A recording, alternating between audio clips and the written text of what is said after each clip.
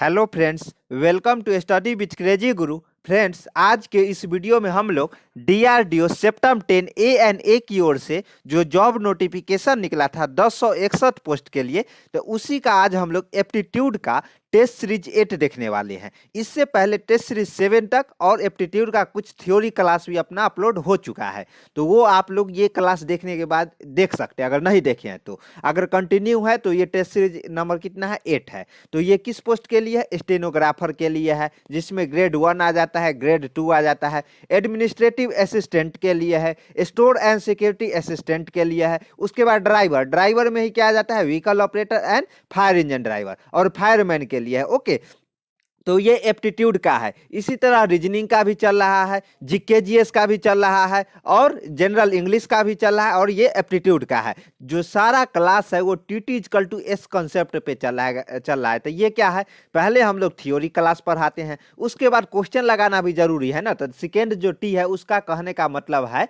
कि हम लोग टेस्ट सीरीज यानी कि क्वेश्चन देखते हैं। क्वेश्चन को कुछ इस प्रकार देखते हैं, जैसे ये देखिए, क्वेश्चन इसी प्रकार एग्जाम में पूछे जाएंगे, तो वही हम क्वेश्चन देखते हैं जो एग्जाम में आने की संभावना है। एकदम एग्जाम पैटर्न के आधार पे ये सीरीज चल रहा है। ओके, तो और जितने भी एप्टीट्यूड का क्वेश्चन होगा सब यहीं से आएगा। सेम तो नहीं हो सकता है, लेकिन पैटर्न यही रहेगा। ओके, तो चलिए, लेकिन एक आवश्यक सूचना आप लोगों को हम दे दे कि जो लोग भी डीआरडीओ जो सेप्टम 10 ए की ओर से जो इतने सारे पोस्ट निकले हैं, इसका अगर बेहतरीन तैयारी कर रहे हैं तो क्लास तो कंटिन्यू करना है। ये जो यूट्यूब पे स्टडी विथ क्रेजी गुरु का क्लास आ रहा है चारों सब्जेक्ट का, रीजनिंग एप्टीट्यूड का भी आ रहा है, रीजनिंग का भी आ रहा है, जीके जीएस का भी आ रहा है और जनरल इंग्लिश का आ रहा है। जैसे कि जानते हैं सिलेबस में 75 क्वेश्चन 75 मार्क्स के पूछे जाएंगे, 1 आवर का एग्जाम होगा। ओके, तो ये चारों सब्जेक्ट से आएगा, एप्टीट्यूड, रीजनिंग, जीके जीएस और जनरल इंग्लिश से। तो ये चारों सब्जेक्ट का जो ई बुक है, वो अगर अपना ई बुक है वो लेना चाहते हैं, स्टडी विथ क्रेजी गुरु का ई बुक, तो ये जो नंबर दिया गया है 7564864459, इस पे आपको क्या करना है, सिंपल इसका पेमेंट रखा, जो प्राइस है वो रखा गया कितना, अभी ये 70 रुपीज में मिल रहा है, लेकिन इसका प्राइस है 100 रुपीज है। अभी 30% डिस्काउंट चल रहा है, न्यू ईयर स्पेशल है, लेकिन जैसे ही आने वाले टाइम में फिर 100 रुपीज हो जाएगा। ओके, तो आपको सिंपल इस पे पेमेंट कर देना है। आप गूगल पे कीजिए, फोन पे कीजिए या कोई भी पे कीजिए, आपको पेमेंट करके उसका स्क्रीनशॉट, अपना नाम और अपना स्टेट नेम और किस मीडियम में चाहिए, हिंदी मीडियम में चाहिए और इंग्लिश मीडियम, और किस एग्जाम कहने का मतलब आपको फायरमैन के लिए चाहिए या ड्राइवर के लिए चाहिए या स्टेनोग्राफर या असिस्टेंट के लिए चाहिए, वो पोस्ट का नाम लिख के आप हमें इसी नंबर पे व्हाट्सअप कीजिएगा ना, तो हम आपको 10 से 20 मिनट के अंदर ई बुक कहने का मतलब क्या है, ई बुक कहने का मतलब है पीडीएफ फॉर्मेट में रहेगा, लेकिन उसमें पासवर्ड आपके अनुसार रहेगा। पासवर्ड आपके डेट ऑफ बर्थ हो सकता है, आपका नाम हो सकता है, आपका मोबाइल नंबर हो सकता है, जो आप चाहोगे वो पासवर्ड रहेगा। ओके, आप उसको हार्ड कॉपी में भी निकलवा सकते हो। तो चलिए, तो आज का जो क्वेश्चन है, ये टेस्ट सीरीज 8 है, तो उसका हम लोग क्वेश्चन नंबर 1 देखते हैं, यानी कि 41 जो क्वेश्चन है वो क्या है, एक आयताकार मैदान की लंबाई चौड़ाई क्रमशः 4:4:3 है, 4:3 यानी कि 4:3 के अनुपात में है। यदि इसका क्षेत्रफल 300 वर्ग मीटर है, तो परिमाप के साथ साथ 1.20 यानी कि 1.20 जो 1.20 है रुपया प्रति वर्ग मीटर की दर से 2.1/2 यानी कि ये कितना हो गया, 5/5/2 हो गया है। ओके, मीटर ऊंची लंबी दीवार बनाने की लागत क्या है, इतना जो मीटर है, इतना मीटर ऊंची लंबी जो दीवार है उसकी लागत पूछा है। इसलिए हम शुरू से ही बताते आ रहे हैं कि आप लोग क्वेश्चन पे ध्यान दीजिए। जिस दिन क्वेश्चन का लैंग्वेज समझ जाइएगा ना, क्वेश्चन ऐसे हवा में उड़ा दीजिएगा। यहाँ पे क्या बोला, आयताकार मैदान है, ऐसे टिक कीजिएगा, आयताकार मैदान है, लंबाई और चौड़ाई नहीं देके इसका अनुपात दे दिया है, अनुपात दिया है, उसके बाद इसका क्षेत्रफल दे दिया है, और इसके परिमाप के साथ 1.2 यानी कि ये प्रति वर्ग मीटर की जो लागत है वो 1.20 यानी कि 1.20 रुपया है। तो ये पूछा है कि 2.1/2 मीटर ऊंचे दीवार बनाने में क्या लागत है। ऐसे क्वेश्चन को तोड़िए, यानी देख रहे हैं ना कैसे, यहाँ लंबाई चौड़ाई नहीं देके वर्ग स्क्वायर जो क्षेत्रफल है वो दिया है, और परिमाप में दिया है कि एक जो प्रति वर्ग मीटर है उसका 1.20 रुपया लग रहा है, तो इतना मीटर का कितना लगेगा। तो इसके लिए हमको क्या करना पड़ेगा, सबसे पहले हमको क्या करना पड़ेगा, परिमाप निकालना पड़ेगा। तो परिमाप कैसे निकालेंगे, आयत का परिमाप होता है 2 इंटू लंबाई प्लस चौड़ाई। ये क्या होता है, आयत का परिमाप का फॉर्मूला है, जो आप लोग बचपन से पढ़ते आ रहे हैं, जब 7th क्लास में थे उसी क्लास से आप लोग पढ़ते आ रहे हैं। तो ये देख रहे हैं ना, कहाँ कंपटीशन में यूज आ रहा है, इसलिए ना बोला जा रहा है कि आप लोग बचपन से ही पढ़िए, ताकि आगे जाके आपको दिक्कत नहीं होगा। तो ये हो गया। तो देखिए सबसे पहले जो लंबाई और चौड़ाई है उसको ये क्या है, अनुपात में है। तो हम अनुपात को हटाने के लिए x से गुना करते हैं। तो माना कि लंबाई 4x है, तो चौड़ाई कितना हो जाएगा 3x। तो x इंटू वाई क्या हो जाता है, आयत का क्षेत्रफल हो जाता है। तो लंबाई गुने चौड़ाई, तो लंबाई 4x इंटू चौड़ाई कितना 3x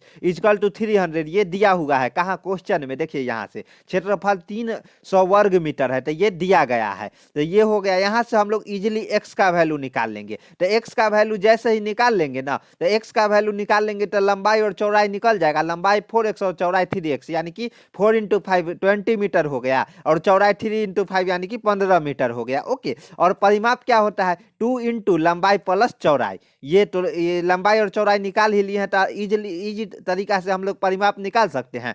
20 मीटर लंबाई और चौड़ाई 15 मीटर है, तो 2 इंटू लंबाई प्लस चौड़ाई, ये 70 मीटर क्या आ जाएगा, परिमाप आ जाएगा।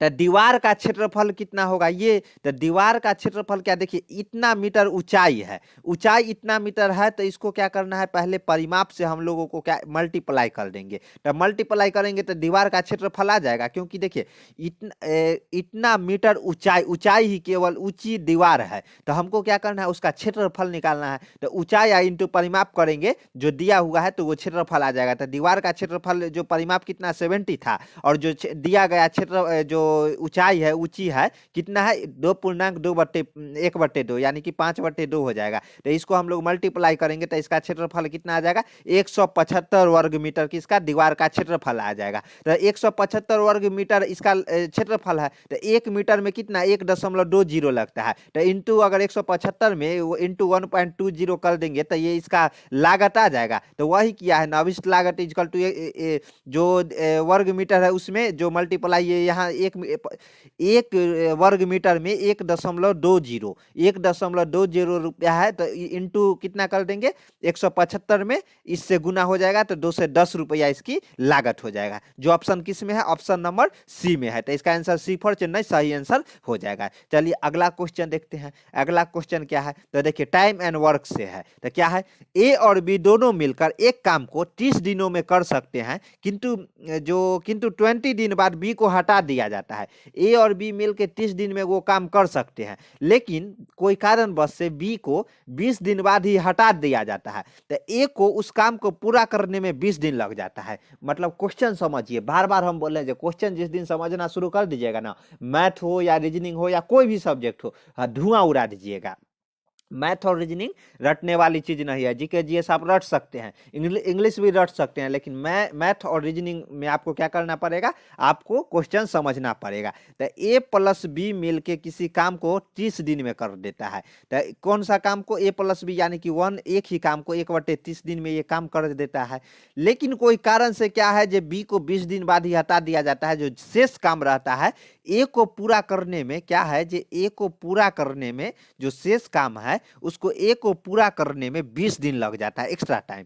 तो बी अकेला उस काम को कितने दिन में पूरा करेगा, यानी कि बी पूरे होल काम को, पूरा काम को वो कितने दिन में पूरा करेगा, ये पूछ रहा है। तो इस तरह के क्वेश्चन कैसे बनाएंगे, देखिए ए और बी द्वारा 20 दिन में किया गया कार्य, यानी कि देखिए शुरू में दो ए और बी मिलकर जानते हैं कि ये 30 दिन में कर लेता है, लेकिन क्वेश्चन में क्या है, जो 20 दिन बाद बी को हटा दिया जाता है, यानी कि 1 से लेके 20 दिन तक तो दोनों मिलके काम करता है ना। तो सबसे पहले हम लोग वो काम निकालेंगे। तो ए और बी जो 20 दिन में पूरा करता है, दोनों मिलके कितना 1/30 काम, मतलब एक काम को 30 दिन में पूरा कर लेता है, इंटू 20 कर देंगे ना, क्योंकि 20 दिन बाद बी को क्या है, हटा दिया जाता है, और 20 दिन दोनों मिल के करता है ना। तो 20 दिन ये हो जाएगा, इंटू कर देंगे तो वो उसका भाग हो जाएगा, यानी कि एक काम का 2/3 भाग है जो पूरा हो जाता है। ए और बी क्या 20 दिन में पूरा पूरा कर जाता है। तो शेष काम कितना है, शेष काम यहाँ एक मान लीजिए, और एक का जो इतना एक का 2/3 भाग कितना ए और बी 20 दिन में पूरा कर लेता है।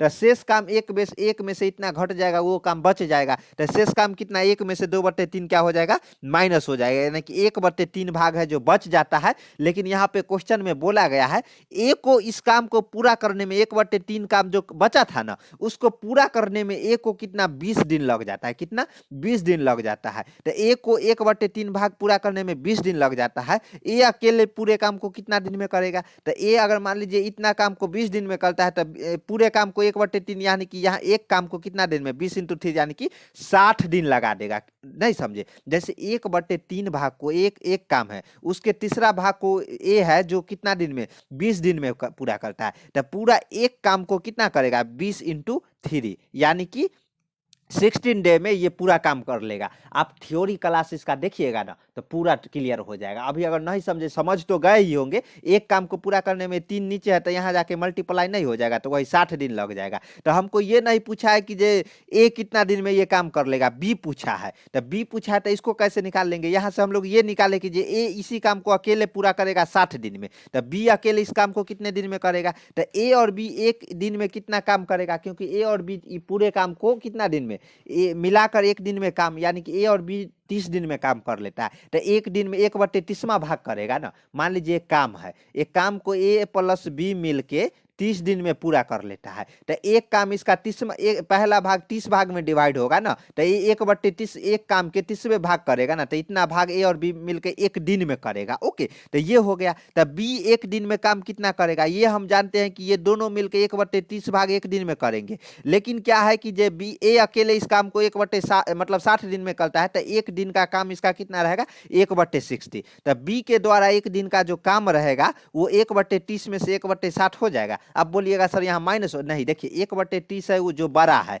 1/60 है वो छोटा है। हमेशा याद रखिएगा, क्योंकि एक के यहाँ 30 बार डिवाइड किया गया, यहाँ 60 बार डिवाइड किया, ये कारण 1/30 है जो बड़ा है, वो कारण 1/60 भाग आ जाएगा। यानी कि बी भी अकेला इस काम को कितना 60 दिन में करेगा, क्योंकि 1/60 भाग ये एक दिन में बी करेगा। तो एक दिन में, तो यानी कि पूरा करने में इसको 60 दिन लग जाएगा ना। तो बी ए भी इस काम को कितना अकेले दिन 60 दिन में करेगा, और बी भी इसका आंसर क्या हो जाएगा, ये देखिए।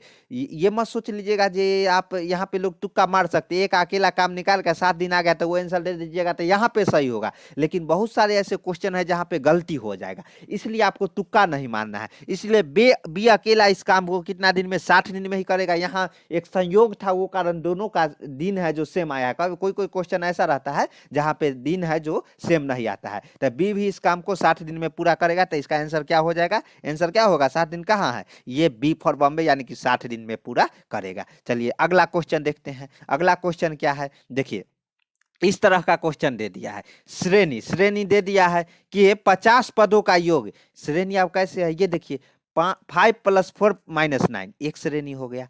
फिर दूसरा 5 प्लस, फिर रिपीट प्लस करके फिर रिपीट किया ना, 5 + 4 - 9 फिर प्लस हो गया, फिर 5 + 4 - 9 ये रिपीट हो गया। इसी तरह 50 पदों का योग क्या है ये पूछा है। सेम इसी तरह, तो आपको इस तरह का क्वेश्चन कैसे बनाना है, एकदम सिंपल है। क्या करना है, सबको छोटी कोष्ट में ये जो 3 है ना, इसको आपको ऐड कर देना है, प्लस प्लस करके ऐड कर देना है। तो ये कहाँ तक 50 पद, यानी कि इसमें 3 हो गया, 3 अगला होगा, तो 16 पहले डिवाइड कर लेंगे। जे 16 48 3 पद का सम्मेलन है ना, बार रिपीट कहाँ होता है, जैसे देखिए यहाँ पे 5 4 9, फिर 5 4 9, फिर 5 4 9, तो इसी तरह 50 पद तक गया है। कहाँ 50, ये ग्रुप नहीं गया है, 50 अंक, यानी कि एक हो गया 5 हो गया, दूसरा ये 4 हो गया 9, इस तरह। तो क्या करना है कि हमको 3 है तो डिवाइड कर लेना है। तो यहाँ 16 3 48, यानी 16 बार ये 3 का रिपीट होगा, लेकिन लास्ट जो 2 बच जाएगा, तो 2 फिर से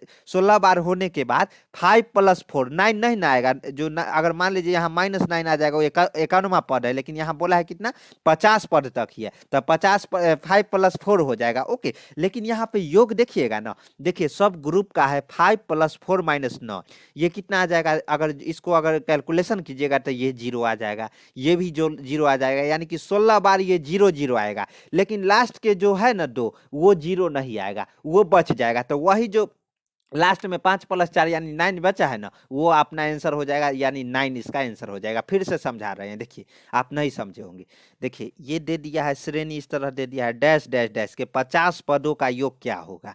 तो इसमें आपको ऐसे दिख रहा है 5 + 4 - 9, फिर रिपीट होता है प्लस करके 5 + 4 - 9, फिर प्लस करके रिपीट हो रहा है। इसी तरह हम लोग क्या करेंगे, जब 50 पदों तक, तो यहाँ तक हमको 50 अंक तक जाना है, जिसमें 1 हो गया, 2 3 4 5 6 7 8, लेकिन यहाँ 3 3 का ग्रुप है जो रिपीट हो रहा है। तो हमको क्या करना है, जो 50 में कुछ ऐसा छोटी से छोटी अंक पकड़ना है जो 3 से डिवाइड होगा। तो 50 से नीचे आता है 49, जो 50 भी 3 से डिवाइड नहीं, 49 जो भी डिवाइड नहीं है, 48 16, मतलब 16, यानी कि 3 से ये डिवाइड आ जाता है 16, यानी कि 16 बार ये रिपीट होगा। यानी 48 तक तो हो गया, लेकिन 49 50 दो शब्द बच जाएगा। यानी कि यहाँ पे देखिए ये 16 बार तो ये 3 3 पद का रिपीट हुआ ऐड करके, लेकिन 49 50 50 पद है ना, तो 2 पद बच जाएगा, यानी 5 और 4 बच जाएगा। लेकिन इसका कैलकुलेशन करने पर ये 0 आता है। सेम 16 बार ये 0 0 0 को ऐड करेंगे, 0 + 0 16 बार, तो 0 ही आएगा ना। लेकिन ये जो लास्ट में 5 + 4 है ना, ये तो नहीं ना 0 आएगा। तो यही 5 + 4 यानी 0 + 9 = 9 इसका आंसर हो जाएगा, जो कि ऑप्शन कहाँ पे है, ऑप्शन नंबर ए में है। इसका सही उत्तर हो जाएगा ऑप्शन नंबर ए हो जाएगा। चलिए अगला क्वेश्चन देखते हैं। दो संख्याएं 2:3 के अनुपात में है, यदि दोनों में 4 जोड़ दिया जाए तो एक अनुपात बदल के 4:5 हो जाता है। तो छोटी संख्या ज्ञात कीजिए, ये ज्ञात करना है। यानी कि मान लीजिए 2:3 का है ना, तो इसमें क्या है कि ये अगर इसमें दोनों में 4 जोड़ दिया जाए ना, तो ये नया अनुपात 4:5 हो जाता है। तो छोटी संख्या ज्ञात करने के लिए बोल रहा है, वो छोटी संख्या क्या है ये पूछ रहा है। तो सिंपल माना कि अभी संख्या 2x और 3x हम लोग अनुपात में दिया रहता है, तो x से मल्टीप्लाई करके ये तो मान ही लेते हैं, बचपन से ही जानते हैं। तो वो 2x और 3x हम लोग मान लिए। उसके बाद क्या है, 2x/3x +4 और +4 अंश और हर में करने पर एक नया अनुपात बनता है जो 4/5 के बराबर हो जाता है। कितने, 4/5 के बराबर हो जाता है, जो क्वेश्चन में दिया गया है। तो यहां से हम लोग इजिली x का जो मान है वो कैलकुलेट कर सकते हैं, सिंपल कर सकते हैं। ये कैलकुलेशन का पार्ट आपका है। आपको x का मान अभी वीडियो रोक के x का मान निकाल लेना है, क्योंकि देखिए कैलकुलेशन आपको अभी से एकदम टॉप तरीका से रखना है। अगर अभी से कैलकुलेशन नहीं कीजिएगा तो आगे चल के बहुत दिक्कत होगा, और आप वहां पे जानते हुए क्वेश्चन जो फार्मूला भी सही लगाइएगा, लेकिन कैलकुलेशन जो ब्लंडर मिस्टेक है वो करके आ जाइएगा, वो कारण आपका सिलेक्शन नहीं हो पाएगा। इसलिए कैलकुलेशन का पार्ट आपको करना है। यहाँ से आपको सिंपल एक्स का मान निकाल लेना है, एक्स का मान 2 आ जाएगा। लेकिन यहाँ पे हमें क्वेश्चन क्या, वह छोटी संख्या ज्ञात करें। तो यहाँ 2x है और ये एक 3x है, तो अनुपात में है, तो छोटी संख्या 2 × x करेंगे वही होगा ना। तो 2 × x, छोटी संख्या 2 × x करेंगे, 2 × 2 यानी कि 4 हो जाएगा, 2 × 2 4 हो जाएगा। तो इसका आंसर क्या हो जाएगा, 4 हो जाएगा, जो कि बी में है। ओके, तो इसलिए इसका आंसर बी फॉर बॉम्बे हो जाएगा। चलिए अगला क्वेश्चन देखते हैं। अगला क्या, एक कक्षा में 6 स्टूडेंट है, उसकी लंबाई कितना, 6 छात्रों की जो लंबाई है 144 सेंटीमीटर है, 158 सेंटीमीटर है, 172 सेंटीमीटर है, 160 सेंटीमीटर है, 132 सेंटीमीटर, 182 सेंटीमीटर। सभी छात्रों का जो औसत लंबाई है ये ज्ञात करने। इतना सिंपल क्वेश्चन ना आया है, आएगा और आता रहेगा। आया है, इस तरह ये नहीं बोलेंगे नहीं आया है, बीच बीच में ऐसे सिंपल क्वेश्चन भी डालते हैं और भारी भी डालते हैं। तो सिंपल भी अपने को बनाना है और भारी भी, इसलिए ना टेस्ट सीरीज ये 8वां है। इसी तरह टेस्ट सीरीज जब तक एग्जाम नहीं होगा तब तक रोज चलते रहेगा। ओके, तो ऐसे क्वेश्चन मतलब सिंपल भी डालेंगे और भारी भी डालेंगे। ओके, तो ऐसा क्वेश्चन दिया रहेगा ना, तो सबसे पहले कितना, 6 स्टूडेंट है और 6 स्टूडेंट का अंक दे दिया। तो इसका जो सिंपल फार्मूला है ना, औसत लंबाई, यानी कि जो टोटल लंबाई दिया जाएगा उसको जोड़ के और जितना स्टूडेंट रहेगा उससे डिवाइड कर देंगे तो औसत हो जाएगा। तो टोटल को सेंटीमीटर में ये जोड़ है, सबको ऐड कर देंगे तो कितना आ जाएगा, 948 / 6, जो कि 6 स्टूडेंट है। यानी इसको अगर कैलकुलेट कीजिएगा ना तो 158 सेंटीमीटर ये सब का क्या है, औसत जो औसत लंबाई है वो 158, यानी कि डी फॉर दिल्ली इसका सही उत्तर हो जाएगा 158 सेंटीमीटर। चलिए अगला क्वेश्चन देखते हैं। अगला क्या है, 46 क्या है, राम की वार्षिक आय रोहन की वार्षिक आय से 6 गुना है। यहाँ राम का जो वार्षिक आय है रोहन की वार्षिक आय से 6 गुना है, यानी कि इसकी वार्षिक आय राम की रोहन से ज्यादा है, 6 गुना है। रोहन की वार्षिक आय आय का 2/3 राजू का मासिक आय के बराबर है। जो देखिए देखिए क्या क्वेश्चन समझिए, जो राम का वार्षिक आय है जो रोहन की मासिक आय से 6 गुना है, और रोहन की मासिक आय से 2/3 राजू की मासिक आय के बराबर है। कितना? राजू के मासिक आय के बराबर है 2/3। ओके, तो ये हो गया। यदि राजू की जो वार्षिक आय है 1.44 जो लाख रुपया है, तो राम की मासिक आय कितनी है, तो ये पूछा है। और कुल मामलों में वार्षिक आय और कुल मामलों में मासिक आय दी गई है। जो दी गई है ये जो वार्षिक आय और मासिक आय दी गई है। तो सबसे पहले हमको नीचे से क्वेश्चन पकड़ना है। यहाँ पे एक हमको क्लियर दिया है, यहाँ तो हमको केवल हिंट्स दे दिया है, लेकिन यहाँ पर देखिए राजू का जो वार्षिक आय है कितना है, 1.44 लाख रुपया। कितना? 1.44। तो इसको हम लोग क्या करेंगे, इसका मासिक आय जो वार्षिक है उसको मासिक आय में कन्वर्ट कर लेंगे। कैसे? तो देखिए 144 जो एक साल का उसका कमाई है कितना, 1,44,000 है। तो डिवाइडेड बाय 12 करेंगे तो एक महीना का, क्योंकि एक साल में एक वर्ष में कितना महीना होता है, 12 महीना होता है, 12 महीना। तो मासिक आय यानी कि 12 से डिवाइड करेंगे, यानी कि 12,000 रुपया उसका क्या है, मासिक आय है। क्या है? राजू का मासिक आय है। तो ये हो गया। लेकिन यहाँ पे एक स्टेप ऊपर जाइएगा तो रोहन का जो मासिक आय है वो 2/3 राजू के मासिक आय के बराबर है। तो राजू का मासिक आय कितना है, 12 है। तो इसका अगर हम रोहन का निकाले, क्वेश्चन में दे दिया है 2/3 है, तो ये इस किसके है, राजू का जो मासिक आय 2/3 राजू का मासिक आय के है, जो रोहन का मासिक आय है राजू के 2/3। तो यहाँ पे अगर हम इसका इधर लाएंगे 2/3 यहाँ हो जाएगा ना, लेकिन इसको उल्टा ले जाएंगे तो 3/2 हो जाएगा। इसका जो राजू का मासिक आय कितना, 12,000 है, तो इसका कितना हो जाएगा, 18,000 रुपया रोहन का मासिक आय हो जाएगा। लेकिन क्या है, एक और हमें क्या पूछा है, राम की मासिक आय पूछा है। तो राम की मासिक आय पूछा है तो एक स्टेप और आगे बढ़े। यहाँ पर एक हिंट और दिया है कि राम का जो मासिक आय है रोहन के मासिक आय के 6 गुना है। 6 गुना है तो इसमें हम लोग 18,000 है, तो 18 इसका वार्षिक आय बोला है। यहाँ पर देखिए याद रखिएगा कंफ्यूजन, वार्षिक आय है जो रोहन है उसके जो मासिक आय उसके 6 गुना है। तो जो रोहन के जो मासिक आय निकाले थे उसमें अगर 6 इंटू कर देंगे तो जो राम का वार्षिक आय निकल जाएगा। तो 1 लाख जो 8,000 रुपया है इसका राम का वार्षिक आय निकल कर आ जाएगा। ओके, तो लेकिन हमें ये भी नहीं पूछा है, यहाँ पे तो हमको वार्षिक आय पूछा है। ये अगर आंसर मार के आ जाइएगा तो ये ऑप्शन में है भी नहीं, गलत है। राम का मासिक आय पूछा है, तो मासिक आय में हम लोग वार्षिक आय इसका कितना, 1,08,000 है। इसमें अगर हम लोग 12 से डिवाइड, क्योंकि एक वर्ष में 12 महीना, तो 12 से डिवाइड करेंगे तो उसका क्या मासिक आय निकल जाएगा। यानी कि सबसे कम किसका है, राम का मासिक आय है। एक महीना का कमाई कितना है, 9,000 रुपया है। उसके बाद सबसे ज्यादा किसका है, ये भी पूछ सकता था कि ये बताइए जो सबसे ज्यादा किसका मासिक आय है, तो 18,000 रुपया है जो रोहन का है, और बीच में किसका है, 12,000 है जो राजू का है। तो ऐसा ऐसा क्वेश्चन घुमा के आपसे पूछ सकता है। ओके, तो टेंशन लेने की जरूरत नहीं है, ऐसा क्वेश्चन आया है, आएगा, आता रहेगा, आपको डरने की जरूरत नहीं है। बस स्टडी विथ क्रेजी गुरु के साथ अंत तक बने रहना है। बुक नहीं लिए हैं तो बुक से पढ़िए, क्लास कीजिए। बुक और क्लास दोनों, ये मत सोच लीजिएगा जो बुक ले लिए तो क्लास नहीं करना है, बुक से भी पढ़ना है और क्लास भी करना है। बुक इसलिए है कि उसमें देखिए एक एप्टीट्यूड है, एप्टीट्यूड का 500 प्लस क्वेश्चन है, तो 500 प्लस क्वेश्चन में से 18 से 20 क्वेश्चन यहाँ से नहीं पूछेगा, यहीं से ना आएगा, यही पैटर्न पे आएगा ना, और एकदम एग्जाम पैटर्न पे आधारित अपना बुक है। चलिए अगला क्वेश्चन देखते हैं, क्या है 47। ये क्या है, दो संख्या ऐसी है जिसका अंतर मतलब माइनस हो गया। मान लीजिए दो संख्या x और y है, x एंड y दो संख्या है, तो x माइनस वाई इसका अंतर हो गया। योग यानी कि x प्लस वाई इसका योग हो गया। उनका गुणनफल यानी x इंटू वाई इसका गुणनफल का अनुपात दिया है, वो संख्या नहीं दिया है, वो अनुपात दे दिया है 1:7:24 का अनुपात में है। तो संख्याओं का गुणनफल क्या है ये पूछ लिया। देख रहे हैं ना एग्जामिनर आपके साथ कैसे खेल रहा है, लेकिन आपको डरने की जरूरत नहीं है, एकदम आपको एग्जामिनर के साथ उसका वो खेला है आपके साथ और आपको उसके साथ खेलना है। कैसे? तो देखिए दोनों का जो अंतर, मान लीजिए कि दोनों का संख्या x और y है, दोनों का अंतर, योग और गुणनफल, मान लीजिए वो जो हम लोग x मानते थे ना, यहाँ तो दो संख्या x और y मान लिया है, तो वो जैसे 1:2 था, तो इसको हम लोग अनुपात हटाते थे तो 1x इंटू टू अपॉन में 2x मान लेते, तो यहाँ x और y पहले ही मान चुके थे, यहाँ z मान लेंगे। तो दोनों का जो x और y है तो उनका अंतर, योग और गुणनफल 1z, क्योंकि z माने हैं 7z और 24z है। और क्या है कि 1z किसके बराबर होगा? अंतर, सबसे पहले अंतर है तो 1z ये हो जाएगा, वो x माइनस वाई यानी कि 1z के बराबर हो जाएगा। इसके बाद योग, योग कहने का x प्लस वाई यानी कि 7z के बराबर हो जाएगा। गुणनफल, गुणनफल बोले तो क्या होगा? x इंटू वाई 24z के बराबर हो जाएगा।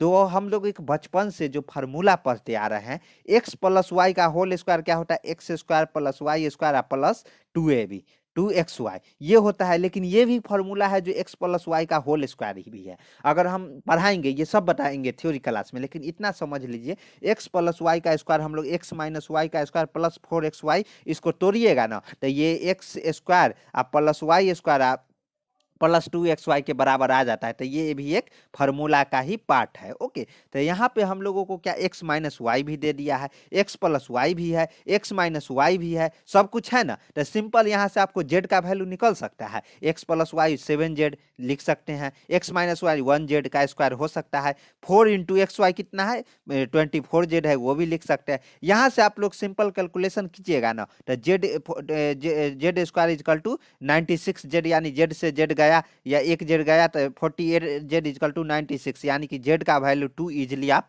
कैलकुलेशन का पार्ट है, ये आपको करना है, आप कर सकते हैं। यानी कि z इजकल टू 2 आ गया है, तो हमको क्या z का वैल्यू आ गया, तो गुणनफल पूछ रहा है, तो गुणनफल कितना हो जाएगा? 24z। यहाँ पे देखिए हम लोगों का गुणनफल है जो 24z, यहाँ x और y इंटू क्या हो जाएगा? 24z, तो z का वैल्यू 24 इंटू 2 यानी कि 48, इसका आंसर हो जाएगा सही, जो कि ऑप्शन कहाँ पे है? ऑप्शन नंबर किस में है बताइए? ऑप्शन नंबर सी में है, सी फॉर चेन्नई, इसका सही आंसर हो जाएगा 28।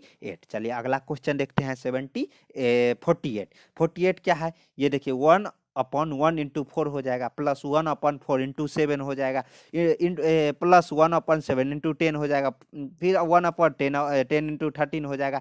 जब इस तरह के बराबर है कि देखिए जब ऐसा क्वेश्चन रहेगा, यहाँ पे आप कुछ गौर करने वाला चीज है। क्या गौर करने वाला? 1/1 इंटू 4 है, ये लास्ट वाला है, फिर यहाँ शुरू होता है 4 हो जाता है ना, फिर ये लास्ट वाला है देखिए 7 यहाँ शुरू हो जाता है, फिर ये 10 है तो 10 लास्ट वाला शुरू हो जाता है ना, फिर यहाँ 13 है तो देखिए 13 शुरुआत हो जाता है ना। तो इसके बड़ा ऐसा क्वेश्चन रहे ना तो इसको कैसे सॉल्व करना है आपको पता है? हम बता रहे हैं कैसे। जब इस तरह के क्वेश्चन रहे ना तो सिंपल आपको यहाँ पे वो करना है, क्या करना है?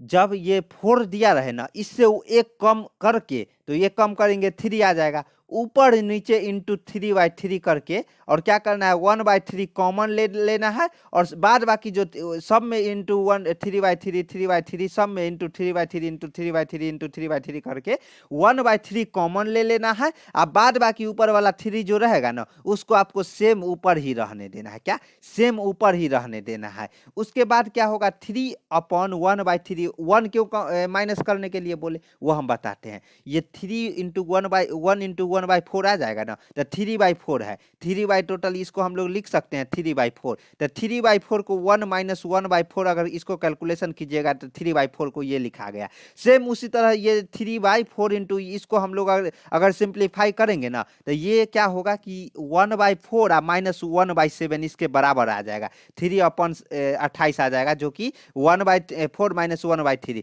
सेम उसी तरह 3/7 इंटू 10 आएगा ना तो 1/7 माइनस 1/10 के बराबर आ जाएगा। सेम उसी 3/10 इंटू 13 के 3/10 इंटू 13 ये किसके बराबर आ जाएगा? 1/10 माइनस 1/13 के बराबर आ जाएगा। सेम उसी, ये सब कैलकुलेशन करने की पार्ट है, ये सब ट्रिक हम बता रहे हैं, ट्रिक पे सीधा ले जा रहा है। 3/13 इंटू 16 लिखिएगा ना तो ये किसके बराबर आ जाएगा? 1/13 माइनस 1/16 के बराबर आ जाएगा। यहाँ पे आपको कुछ दिख रहा है, दिख रहा होगा, क्या दिख रहा गया, 1/4 प्लस माइनस में और 1/4 प्लस में है, ये दोनों कट गया। सेम उसी तरह 1/7 है जो माइनस में है और 1/7 है जो प्लस में है, तो ये भी कट गया। सेम उसी तरह 1/10 माइनस में, 1/10 जो प्लस में है, ये भी कट गया। 1/13 माइनस में और 1/13 पॉजिटिव में, ये भी कट गया। यानी कि ये दोनों 1 और 1/16 बच गया। तो ये कैलकुलेशन आप नहीं कर पाइएगा इतना सिंपल, तो ये कीजिएगा ना, तो 5/16 इसका सही उत्तर हो जाएगा, 5/16 सही उत्तर हो जाएगा। ओके, तो ये फार्मूला है, आप देख सकते हैं। जब थ्योरी क्लास कराएंगे ना, तो उसमें आपको हम सिंपल ये मतलब ये फार्मूला है, इस जब इस तरह का दिया रहेगा ना, इस पैटर्न पे आपको केवल जो है चेंज रहेगा, अंक चेंज रहेगा ना, जो पैटर्न सेम रहेगा। ओके, तो चलिए अगला क्वेश्चन देखते हैं। तो सिंपल ये सिंप्लीफिकेशन वाला क्वेश्चन है जो बार बार कराते आ रहे हैं, और ऐसा क्वेश्चन आया है, आएगा और आता रहेगा। ओके, तो टेंशन लेने की आपको जरूरत नहीं है। इसमें क्या करना है, सबसे पहले आपने को क्या करना है, छोटी कोस्ट वाले को सॉल्व करना है, उसके बाद ये मिडिल कोस्ट वाले को सॉल्व करना है, उसके बाद क्या करना है, बड़ी कोस्ट वाले को सॉल्व करना है, उसके बाद जो बड़ी कोस्ट के बाहर जैसे में ये ब्रैकेट है, इसको सबसे लास्ट में करना है। लेकिन उससे पहले एक और जो बचपन से पढ़ते आ रहे, पहले का करी, तब करी भागा, तब गुना, तब जोड़ घटावा। पहले का कैलकुलेशन करना है, का मतलब का को हटा के गुना करना है। अगर का नहीं रहेगा तो सबसे पहले भाग वाला डिपार्टमेंट को हमें देखना है, उसके बाद अगर भाग के बाद हमको मल्टीप्लाई वाले को देखना है, उसके बाद पॉजिटिव वाला प्लस वाले को देखना है, उसके बाद माइनस वाले को देखना है। ओके,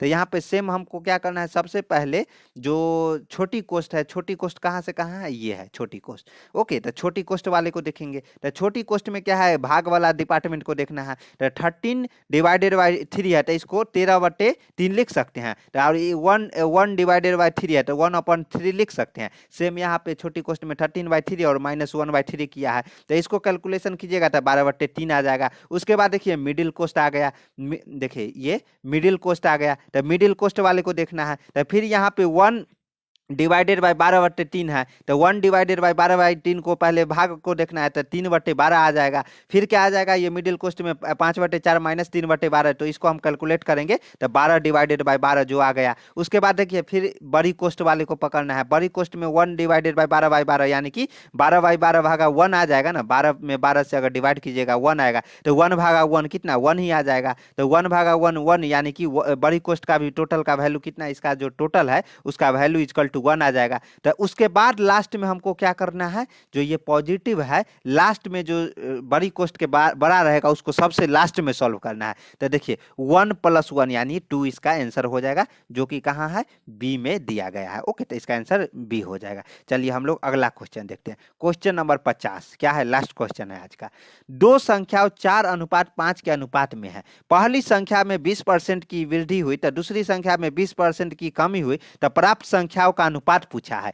दो संख्या है 4:5 के अनुपात में है, और जो पहली संख्या है उसमें 20% की वृद्धि हुई, और सेम वृद्धि क्या हुई दूसरी संख्या में है, उसमें क्या है, 20% की कमी हुई। एक में बढ़ा और एक में घटा, दो जो प्राप्त संख्याओं का अनुपात है वो पूछ रहा है। तो ऐसा क्वेश्चन करने के लिए हमको सबसे पहले दोनों को वही जो बताए अनुपात में 4:5 है, तो इसको हम लोग क्या करेंगे, 4x × 5x 4x/5x मान लेंगे। तो अब इस संख्या कितना हो जाएगा, क्या होगा कि देखिए अनुपात है, तो 4x में पहला है उसमें क्या 20% की वृद्धि हुई, तो 20% की वृद्धि यानी कि 100 है, और इसमें क्या है कि +20 हो जाएगा ना, तो 120% हो जाएगा। तो 120% कहने का मतलब 120/100 हो जाएगा। तो 4x इंटू में क्या हो जाएगा, 4x इंटू में क्या हो जाएगा, 120 डिवाइडेड बाय 100। लेकिन दूसरी संख्या में 20% 100 है, तो इसमें से -20 हो गया क्योंकि कमी हुई, तो 80% ही है। तो इसमें क्या होगा कि 80% है, 80% को हटाएंगे तो 80 डिवाइडेड बाय 100 हो जाएगा, यानी कि 80/100 5x में हो जाएगा। इसको अगर कैलकुलेट कीजिएगा सिंपल, तो ये 6 डिवाइडेड बाय 5, यानी कि जो नया अनुपात है वो 6:5 में हो जाएगा, जो कि कहाँ है, देखिए यहाँ पे है 6:D है। इसका आंसर जो सही उत्तर हो जाएगा D फॉर दिल्ली हो जाएगा। ओके, तो आज का जो क्वेश्चन सीरीज था, यहीं पे टेस्ट सीरीज का जो श्रृंखला था ये समाप्त होता है। इसी तरह ये श्रृंखला कितने नंबर का था, ये श्रृंखला अपना था 8 नंबर का। इसी तरह बढ़ते जाएगा और ये श्रृंखला कब तक चलेगा TT equal to S concept, जब तक अपना एग्जाम नहीं आ जाएगा। एग्जाम डेट अभी डीआरडीओ की तरफ से नहीं आएगा। जैसे ही कोई आता है तो यही चैनल पे सब्सक्राइब कर लीजिए और बेल आइकन को भी दबा लीजिए, ताकि जो भी अपडेट आएगा वो हम अपडेट आप तक देंगे वीडियो के माध्यम से। या एक और काम कर लीजिए, टेलीग्राम का ग्रुप नीचे डिस्क्रिप्शन में दे दिया गया है, वहां से आप जाके टेलीग्राम ग्रुप ज्वाइन कर लीजिए। अगर वो लिंक के माध्यम से नहीं जा रहे हैं तो स्टडी विथ क्रेजी गुरु नाम से सर्च कीजिए, वो लोगो देखिए, वो ग्रुप में ज्वाइन हो जाइए। पल पल का अपडेट हम उसमें देते रहते हैं। और बुक से पढ़ना चाहते हैं तो यही नंबर है। बुक बेहतरीन तरीका से, मतलब अगर आप मार्केट में जाइएगा खरीदने तो यही बुक 500 से 1000 रुपया में मिलेगा, और वो बुक हम आपको मात्र 70 रुपया में प्रोवाइड करा रहे हैं। ये भी मेंटेनेंस चार्ज ले रहे हैं, क्योंकि देखिए बुक भेजने में एमबी लग रहा है आपका। अगर बुक डिलीट हो गया तो फिर दोबारा भी वही कॉस्ट में दोबारा पेमेंट नहीं करवाते हैं स्टूडेंट से। जब तक एग्जाम नहीं हो जाएगा तब तक हम वो बुक आपको फ्री में प्रोवाइड कराते रहेंगे। मात्र आपको शुरुआती पेमेंट कर लेना है, कितना, 70 रुपया। उसके बाद पल पल का अपडेट भी देते, आप कुछ भी पूछिएगा तो हाँ ये मेरा स्टूडेंट है, एक छोटा सा इन्वेस्ट है, ये इन्वेस्टमेंट है, ये हम आपसे करवा रहे हैं। तो ये इन्वेस्टमेंट यही 7564864459 पे, इसी पे पेमेंट कीजिए। पेमेंट करने के बाद उसका स्क्रीनशॉट या उसका और अपना नाम और स्टेट नेम और किस मीडियम में लेना चाहते हैं बुक, हिंदी मीडियम में भी अपने पास है और इंग्लिश मीडियम में है। जिस मीडियम में आप लेना चाहते हैं वो मीडियम में मिल जाएगा। और किस पोस्ट के लिए आपने अप्लाई किया है ये आप भेजिए, हम आपको बुक है जो 10 मिनट में प्रोवाइड करा देंगे। चैनल पे नए हैं तो चैनल को सब्सक्राइब कर लीजिए, अपने दोस्तों के बीच भी वीडियो शेयर कीजिए। मिलते हैं नेक्स्ट वीडियो में। जय हिंद, जय भारत।